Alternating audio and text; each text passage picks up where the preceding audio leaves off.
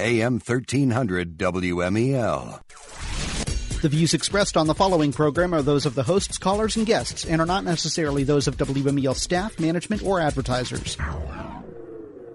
This is Joe Steckler, folks, your host for Helping Seniors, the radio arm of Helping Seniors of Brevard County.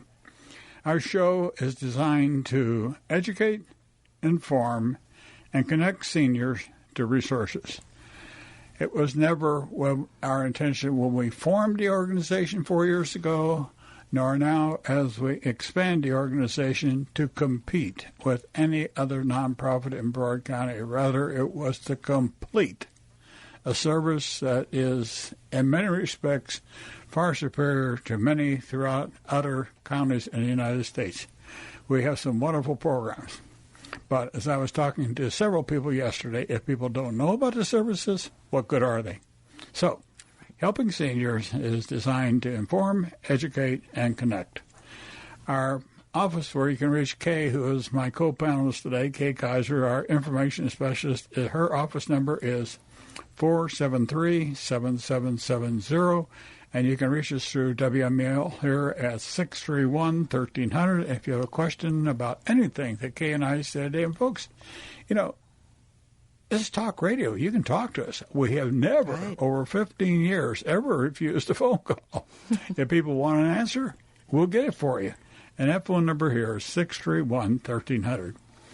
We have some wonderful... Another thing we're trying to do with Helping Seniors is build a senior information and senior support network. And the best support for seniors can come from those organizations that are familiar with the needs, the services, and just what seniors need. So listen as I recite some of the names of our supporting forces, people that make this program possible, help by the way, help our media sponsors, and help get the information out. Gentiva Home Healthcare, the largest home healthcare company in the United States. The Eye Institute, Solid Bite Dental Implants, Bill Johnson Elder Law Attorney, this radio station, Wusthof Hospital System, Levin Home Care, RenCare Medical Alert. And folks, that's the button system that you wear around your neck or around your wrist. And if you fall at home, you push the button and somebody comes to you. And I'm going to get Rick Wren, the owner of the business, back on the radio show again. And we've got a television show from him that's on our website. And we have television shows from all these other organizations, too. You can find out what they are, what to do, by going to our website, helpingseniorsofbrevard.org. Look up the radio shows, look up the TV shows, look up the articles that are printed and archived for your information. It's to help you make your caring job easier. The other one I'd mention, two more. Atlantic Shores Rehabilitation Center in Titusville, a fantastic rehab place. Great. And down south here, Bob Weber has just opened up a new adult day health care. It's called The Social. And it is located at 5200 Babcock Street, right by Malabar Road. It's the old block building down there.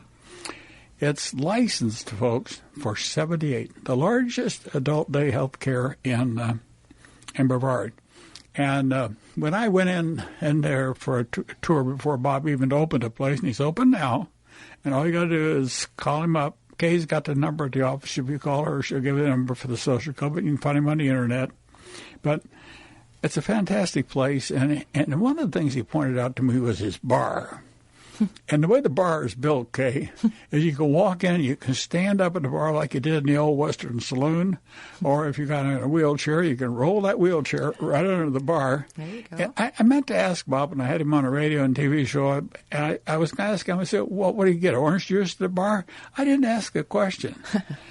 I asked him the question the other day, and he said, they can get a beer or a glass of wine. I said, how can you do that? How can you sell stuff? You have a license? He said, Joe, I don't have to have a license because I give it to them. There is no charge for that. Wow. I have been around adult day health cares for years, Kay.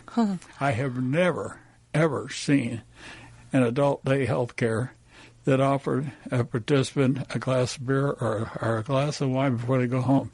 And Bob explained to me, he said, Joe, in my talks with the families, he said they were delighted that I was going to give their mother or father a glass of wine, small glass of wine, just one. Yeah, and they can sip it and talk.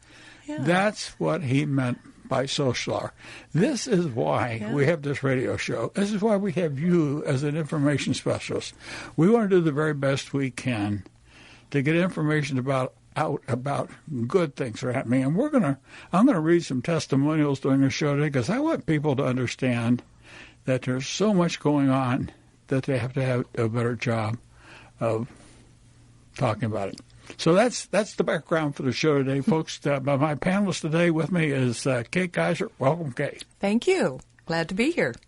That's not all you're going to say, is it? You want me to say more? Go ahead and say more. You can say more. Okay. Well, I want to very, very much emphasize the fact that if anybody is looking for information, by all means, go to our website because, as Joe mentioned, our outreach media is so different than any other nonprofit is doing in the area.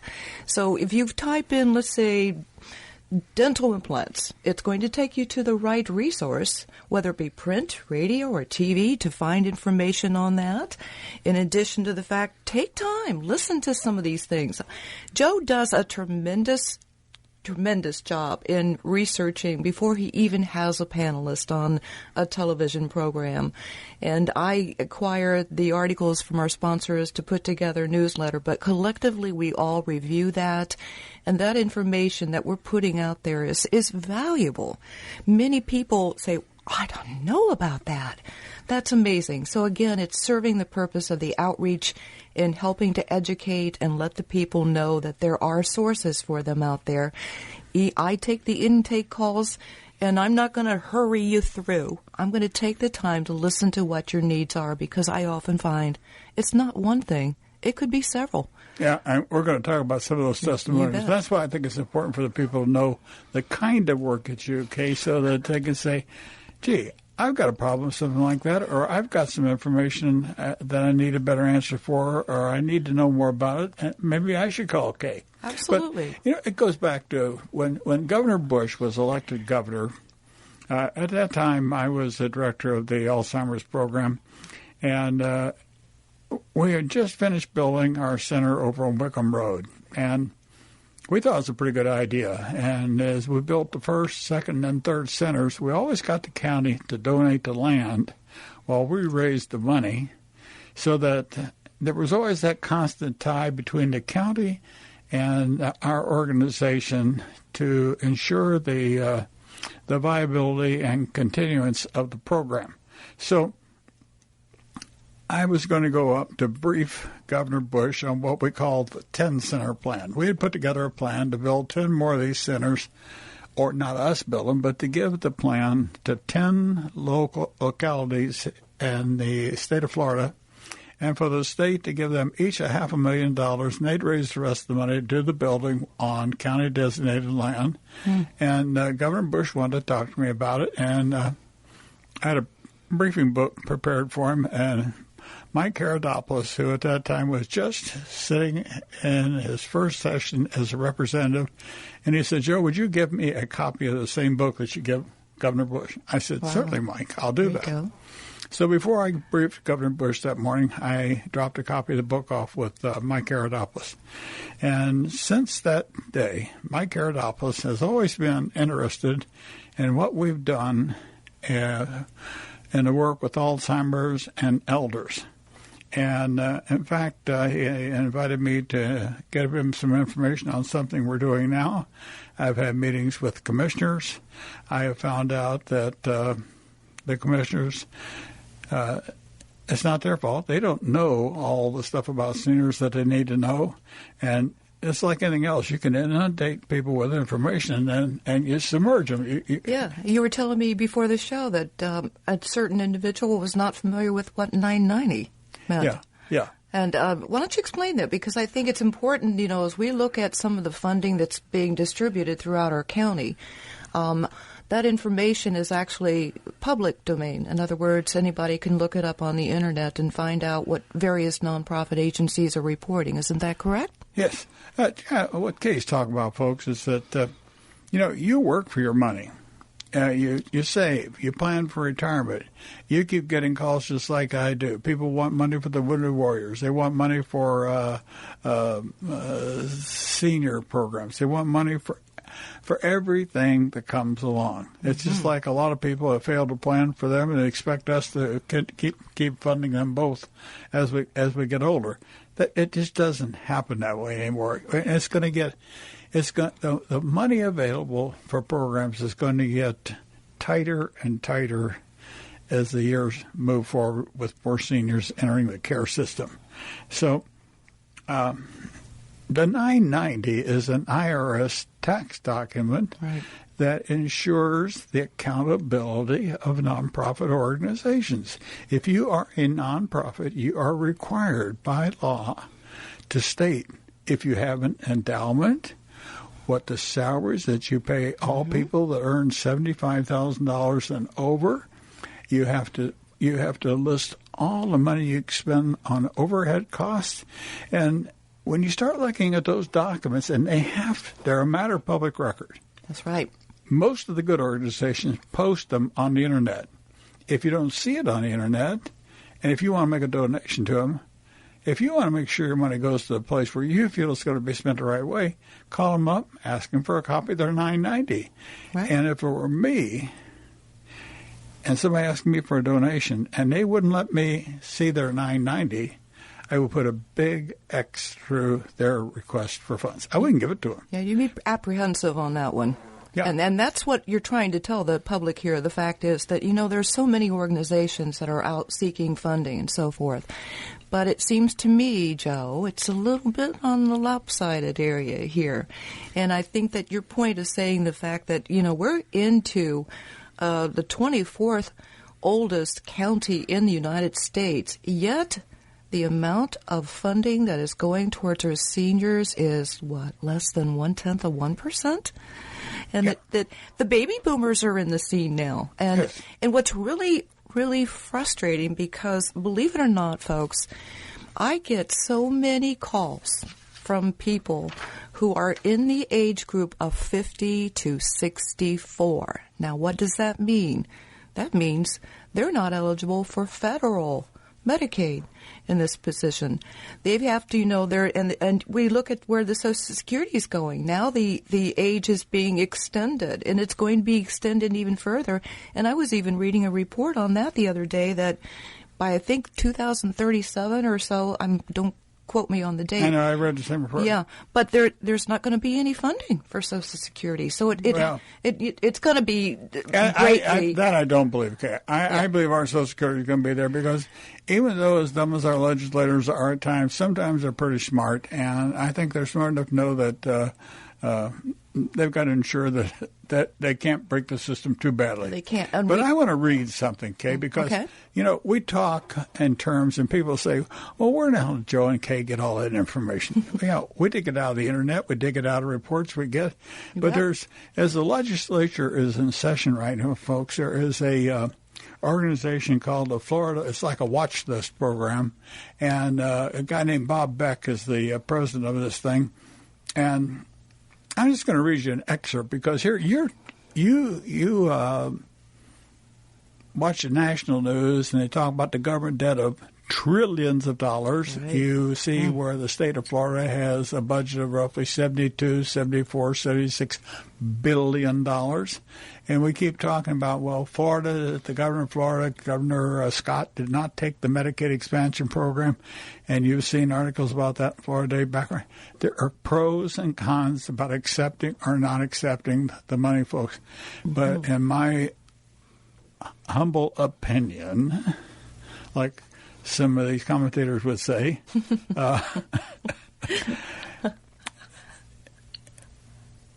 failure to take that money might not be so smart.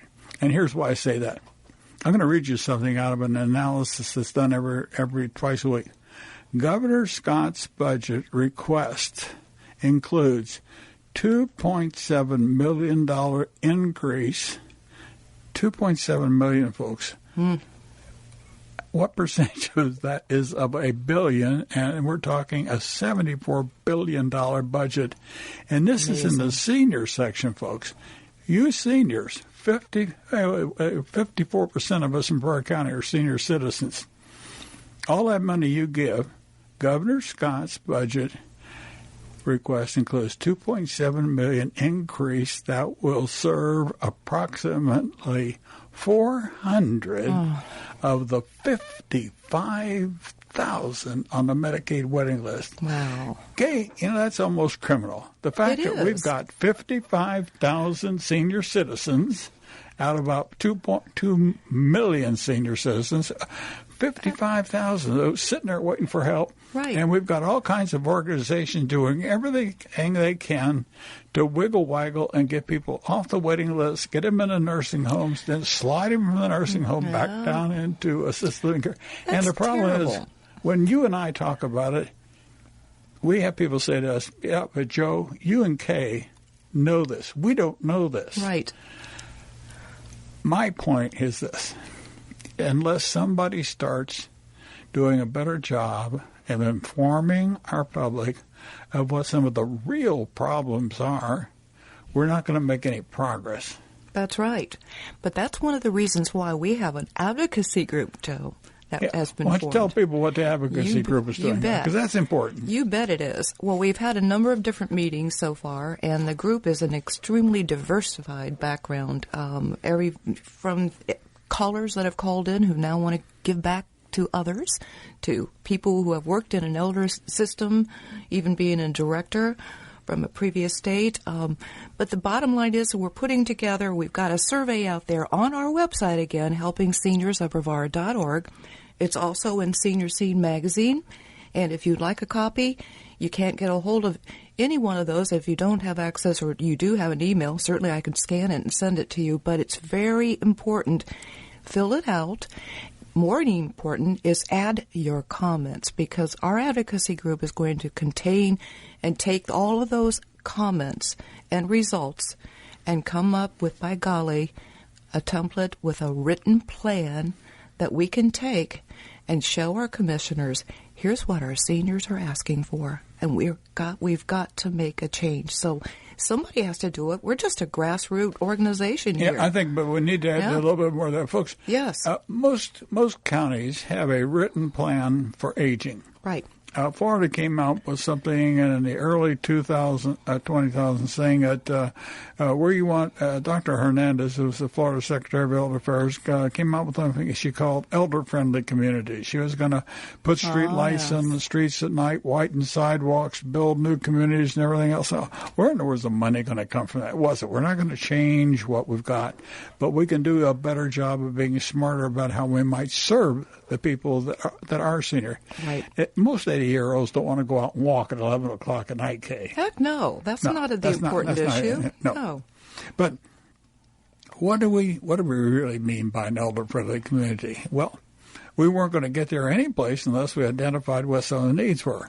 And it's been a thing, folks. Think about it.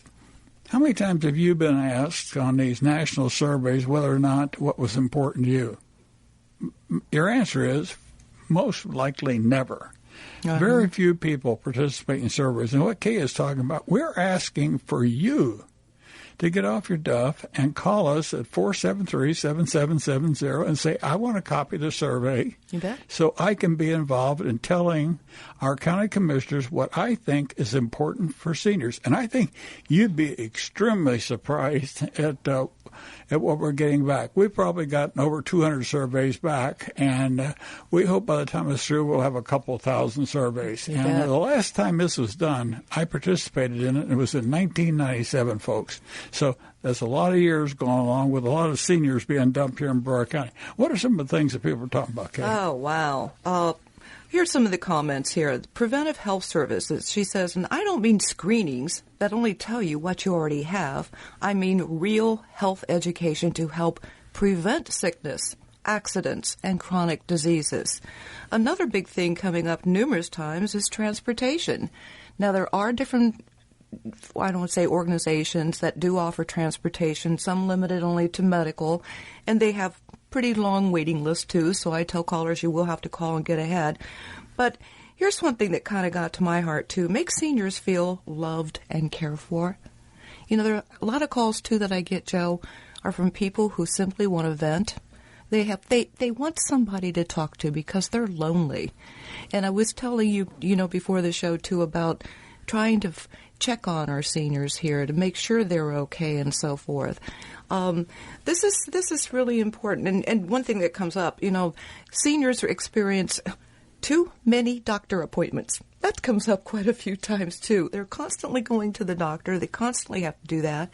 But I think one that kind of really hit home too is realizing there is a tremendous need to safely assure their long-range security in times of dire financial need. So seniors are worried about, are they going to have enough money to make it, So what we're doing with this advocacy thing, folks, is we're taking comments like that, trying to put them together in some kind of a polished document that we can get to the county commissioners and say, this is how seniors feel about what is not being done. These are some of the needs we feel we want to see enacted in Brevard County. Right. Our little group cannot develop. We don't have the staff. We don't have the funding to put an aging plan in place. That is the job of the county. Right. And it's been neglected for many years. And in fact, it's neglected, I can say that, because there is no written aging plan. So with that thought, we're going to take a mid-show break.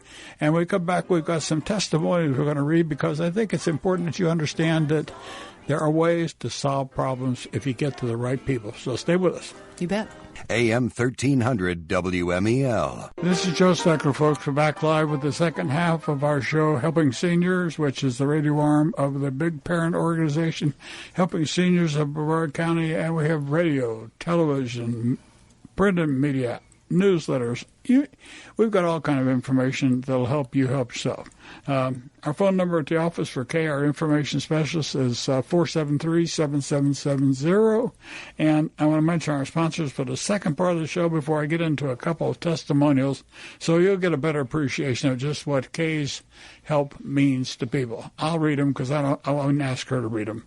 But some of our sponsors for the second part of the show include Senior Scene Magazine, Hometown News, Spotlight Magazine, Seniors Helping Seniors, The Fountains of Melbourne, Beth Courtney of the Braswell team, their financial advisors, Kenwood Chiropractic, Canadian Medications of Melbourne, Wiedemann Malik Attorneys, and Vitas Hospice. And again, that phone number here at the radio station is 631-1300 if you have a comment. And this is a testimony that came to me. I'm going to read it exactly as it came in. Thanks to you and Helping Seniors, I finally can see some light at the end of the tunnel. Quote, as soon as I spoke to Kay, that's Kay Kaiser, our information specialist, she says, I knew I had a new friend who would do all she could to help me. My first impression has proven more than true, as she has tried her best to find the solutions for not only me, but also for my 84-year-old friend who has just been diagnosed with Parkinson's and dementia. Neither of us have any relatives living in this part of the country, so it is a wonderful feeling to know we have someone to whom we can turn to help answer our questions. Many thanks to your organization and Kay. Your help is much appreciated. I had another phone call back in January, folks, from a gentleman who is 74. His wife at the time was 69, and his wife has Alzheimer's and dementia. I read the message. I knew this is something Kay should handle. I gave it to Kay. We worked on it, and we thought we had the problem solved. Something came up a couple of weeks ago, and I realized the problem wasn't solved. So I called Tallahassee after I talked to Kay, and I said, I thought you all told me you were going to take care of this. And this one of the top people in the Department of Elder Affairs said, Joe, I went down and I did this with the Department of Children and Families, and she says, I thought it was taken care of. I said, well, I assure you it is not. Right. Now, here's what the initial letter started this out. Your article in Hometown News on 220 really hit home. The past 3 years, I have been a caregiver for my husband who passed away, and my mom, 97.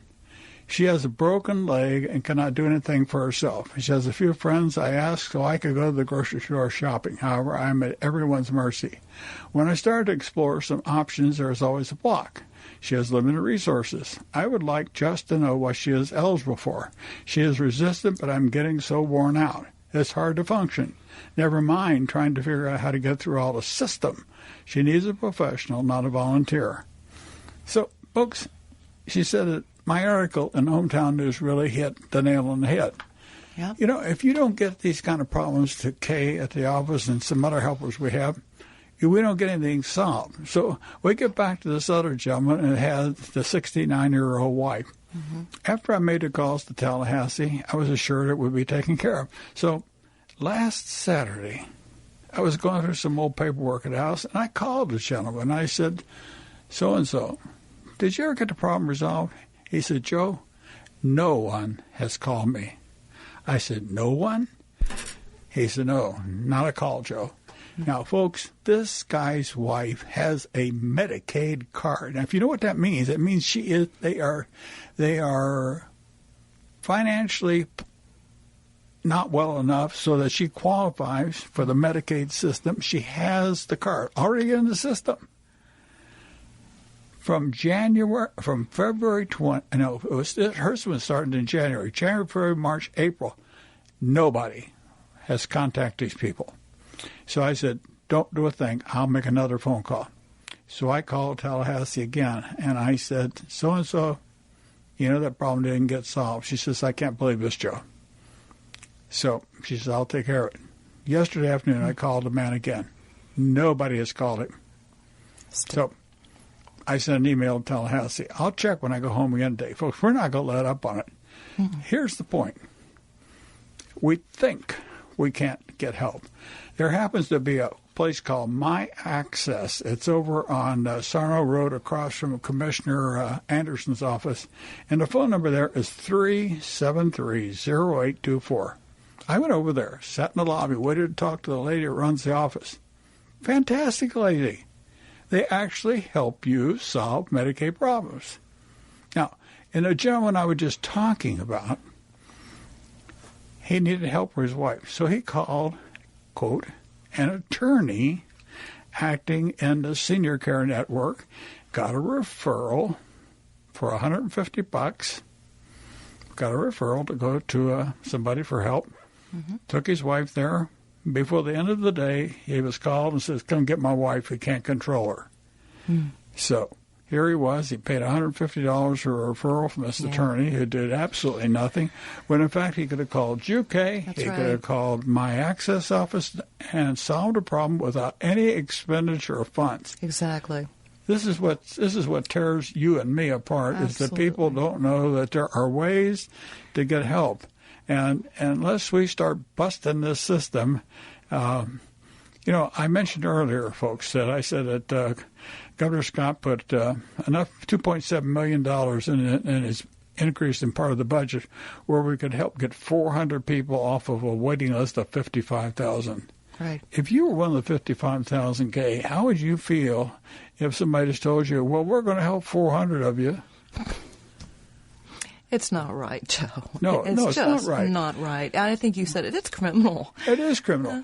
But until organizations like ours, and I'd like to say there are a bunch of people doing what you and I are doing, Kay, but I can't honestly sit here and lie to you about that over this radio mic, and I will not do that. Right. And if people want to say, Joe, you don't know what you're talking about, I would like for you to meet with me face-to-face and tell me that I don't know, because I can give you examples of where I know people are taking money from people that qualify for care and not doing a darn thing to get them to care, yet the system is being built for all kinds of money. And that is not right, Kay. It's definitely not right. And it talks about the people that really do have money they're put up on a top of a list versus someone who doesn't have any money.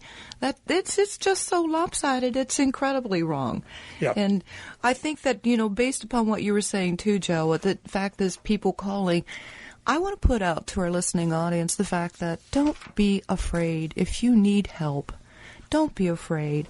I'm going to be very gentle with you on the phone, and I'm going to do my best to try to find you help. Now, I will say I can't help 100% of my callers, but if I don't know the answer, I'm going to try to find out. And Joe gets calls from me sometimes and saying, "Do you know a resource for this? I've got something that I can't really find here." But don't be afraid to call. The office is 473-7770. Because we'll do our doggone best to try to help put you in the right direction. Well, some of these examples I may have mentioned some of them before, but when you take federal and state dollars, you got a lot of rules you got to follow, and I understand that. But that doesn't mean you have to be blind to not trying to figure out a way to make the system work for instead of against you. Exactly. If you were a 69-year-old man and had your leg amputated and still had the clamps in it, how would you feel about calling me and say, "Joe, I can't get in my trailer home because I don't have a ramp, and I can't get a ramp installed because I don't own the home, and the only way I can get in that place is to turn around and have my wife sort of steady me while I slide my rear end up and down steps." And crawl up. Folks, that's embarrassing. It is not something we should have to put up with in our country, and any fellow citizen of mine in Brevard County that hears me make this kind of statement should get madder than hell and say, "Well, can I get involved to help stop the practice of that kind of stuff?" Yeah. It's just like the old ostrich and his head in the sand trick. If you they're going to stick your head in the sand, don't pay any attention to it, and not a thing is going to get solved. Right. But, Kay, you and I have been working together since last August, and when I call you at the office, I ask a lot of times, I ask guys, what was that phone call? We got one the other night from New York. We got another one from Washington, D.C. Right. I think, folks, you ought to listen to Kay talk. Kay, tell our listeners about some of the calls you're getting from outside Brevard County. Well, people are finding out about us here, and they're talking, relatives. I'm getting more referrals and so forth from callers saying, as a matter of fact, today, he said, "My neighbor told me about you." Well, how'd the neighbor find out? Well, I'm not sure. I think through another friend. So they're talking about it. I can recall, I believe about a month or two ago, I had a call from a lady from Christmas, Florida. Yeah, I remember when you talked about that. And you know what? I don't care if she was from Christmas, Florida. I found her some resources there. So at least I had the internet. I did a quick search, and I said, "Here's some numbers, try." Yeah. So don't be afraid to call, folks. I mean, we try to reach out as much as we can with our media outreach, but we're here to listen to you. Yeah. We're not going to really scoot you through the system, and you're going to prompt this number and prompt this number. I encourage you, if I'm on the other line, leave a voice message. I'll get back with you. May not be within 30 seconds because I may have to take 10 minutes talking to someone who really has more issues. Kay, you need to explain a little bit more. People, we have a special phone system so that when Kay is on the phone, when you leave a message, it gets recorded on our computer. Right. So as soon as Kay gets off the phone, she'll call you. A lot of times I see a lot of questioning. I'm at home, and I check the system. I make a lot of the phone calls, too. I call people to find out. I say, "Did Kay get to you?" Or, "What is this something I can help with? Maybe I can answer a question." Right. At least there's two of us trying to help people find out what they think is wrong. But, Kay, a thing that bothers me more than anything is that people seem to be so reluctant. And we keep getting this business about, seniors are not going to be in it, they're not in the computer age. What did you do? What did you do to help display or dismiss the myth about seniors not being computer savvy? What have you done in the office? Tell our people. Okay. Well, I happened to find a source that actually donated computers to us. And now it's been going on for, I want to say 3-4 months, I believe. We actually have a free computer class. And I'm taking more reservations now because we have a volunteer who comes in once a week and help, and sometimes she'll get me if he has something he's got scheduled. But he's got lessons plans all made out. The group that's in there now are having a wonderful time. And I know that they say, wow, I never realized I could do that. So it's just, if you want to learn more about and getting on the list, because we're going to be expanding our free computer lessons at our offices in Rockledge, give me a call at 473-7770. I told the volunteer that yesterday, I said, I know that we've donated computers here, but you know what I'd like to see this group get to? Joe, imagine if we had some donated webcams and we can get into, no, seriously, these people, these seniors have relatives in different states. I know. Be able to put that person up on the screen and be able to talk to them live. I mean, we're not there yet. We're doing the basics, but it's there. And if you want to get involved, it's another thing that we do to try to make ourselves different here too. And you guys, they're in your 70s and 80s like me. If you think just because when you were in high school and they threw you out of the typing class because they said that was the girls' class, and a lot of you will remember that, and some of you ladies will remember too, the guys being tossed out because we weren't really in there to learn typing. We were in there because most of the good-looking girls were in the typing class, so we wanted to be in there too, but the teachers were smart, so they threw us out. But I'm still not a 60 or 70 word a minute typist. I use 2, 3, and 4 fingers, and between the spell checker and I always use my spell check, but I always go back and check after I use the spell checker because the spell checker changes it to words you don't want to use sometimes. That's true sometimes. But folks, right. My point is that simply because you can't type, don't say you can't use a computer. You bet. Because you sure can. And I tell you, it'll open up new horizons to you. So what do we talk? We talk about the advocacy group. We've talked about our media expansion. We've got a new website, folks. You need to look at it. Oh, I know what I was going to mention before. We have over 80 television shows archived, and we're talking about information and education, and we're trying to develop a new, I won't tell you where it's going to be or anything. I'm just going to tell you that we are working to acquire a new 1 hour, 5 or 7 day a week television show that will broadcast on TV the many programs for helping people in Brevard County. Some of the new research technologies. We will be asking doctors, we will be asking nonprofits to participate in taping sessions so that we can get this information out to you. And so if you're worried about whether it's going to interfere with your soap or a baseball game or anything else, if you go to Key's computer class, you can learn how to save that show, and then you can sit there and watch it because, you know, information and education are power, and if you don't want to know about what you need to know about, then you're only hurting yourself. Isn't that right, Kay? It totally is. And I tell you that just watching the class from the beginning when we just started it to where they are today, it's like unbelievable. They're getting so good. And, you know, I was saying to the volunteer, I said, I know we have access on this computer. He says, no, we don't need to go there, not quite yet, because you can still do all of that in Word. So I'm going to show him how to put tables in. I'm going to show him how to do all this. And I said, well, I just thought it'd be nice to have an address. Listen, I don't even know how to do that table stuff yet. And I leave that to you and Mark. See, folks, there's something I have learned. Being the boss of the organization, or some of what I call the grunt tasks that I'm not, I can learn to do them, but Kay does them a lot better than I do, and so does Marty, and makes all the difference in the world.